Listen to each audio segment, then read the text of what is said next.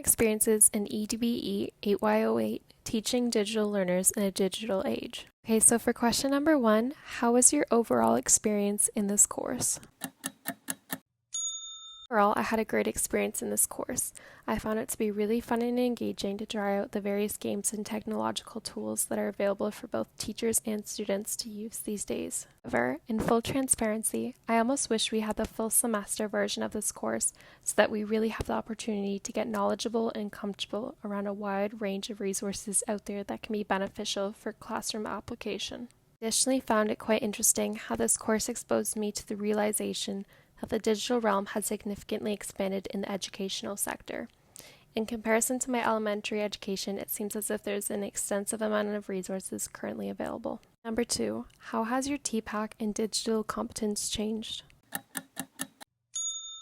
As a starting point, before taking this course, I had never heard of the acronym TPAC, nor was I familiar with a model that explains the different types of knowledge teachers need to effectively integrate technology into their instruction.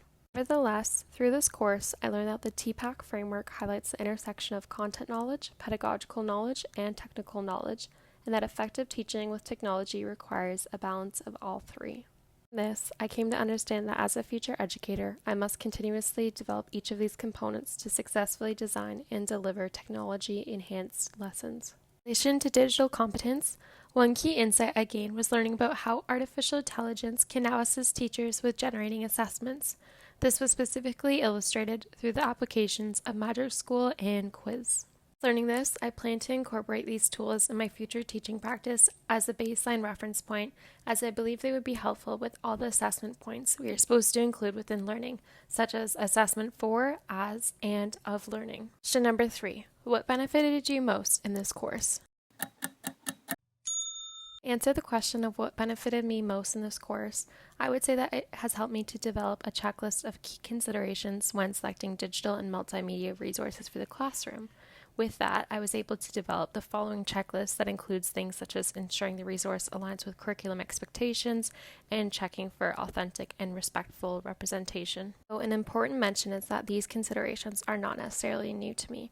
I think it has been quite helpful that this class has prompted me to create a checklist, as I now know that as long as I stick to these within my future career, I'm doing my due diligence as a professional to ensure my students are being exposed to appropriate digital resources. Number 4.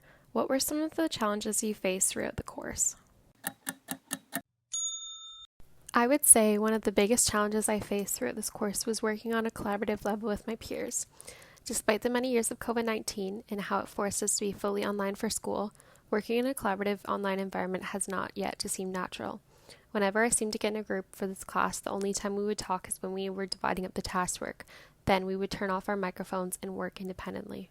Nevertheless, I'm not quite sure of the steps I need to take to overcome this challenge, or if it is a common challenge that many others face. Additionally, I face the challenge of not always wanting to take risks with the digital tools available.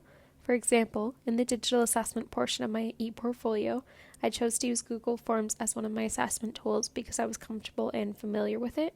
However, after discovering and exploring Microsoft Forms through this class, I was able to realize that it offers a greater amount of tools to use when creating things such as quizzes or surveys than Google Forms offers.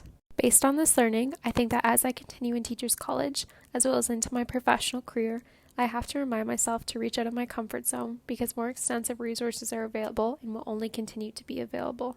Question number 5. In your opinion, what is the future of teaching with educational technology?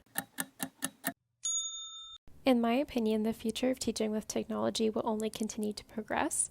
This opinion comes from examining my own experience, as when I was in elementary school, the closest thing we had to technology was the large desktop computers, and there were only so many of them that our classroom teachers would have to pick a time to enter the computer lab and reserve them. However, in comparison to today, it almost feels like every age group has their own piece of technology, so as long as school boards permit it, students can use their readily available digital device at any time. And I believe that as the technological world continues to progress, this will only continue. Question number 6. What are your future aspirations/goals in relation to teaching using technology? To be quite honest, I'm not too sure where I stand on this question. I would love to use technology myself to teach a lesson, as I know that it promotes access to information, increased student motivation, and enhanced engagement, as we have discussed in this course.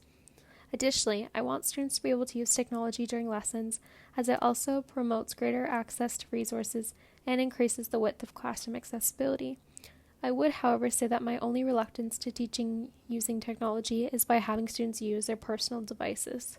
Although we have discussed the importance of establishing boundaries and rules when it comes to personal device usage, it still concerns me that students can become very easily off task with personal devices because of all the applications that are available on them, as well as the issue of equity. While I understand that most students have personal technology now, I still do not like the almost hierarchical environment it creates based on who has the newest and the coolest piece of technology. Thus, I still need some further time to think about my future goals in teaching using technology. Question number 7. How was the experience of creating the video? Well, I had a fun experience creating the video, as it was definitely a type of assessment that I've yet to complete since high school. Learning how to complete it was definitely a learning curve. I remember the last video application I used was iMovie, to which it was very basic and easy to navigate. However, after watching a few YouTube tutorials, I was finally able to understand how Canva operates to create videos and audio. Thus, I think I got it figured out. To conclude this presentation, I just wanted to say thank you for listening.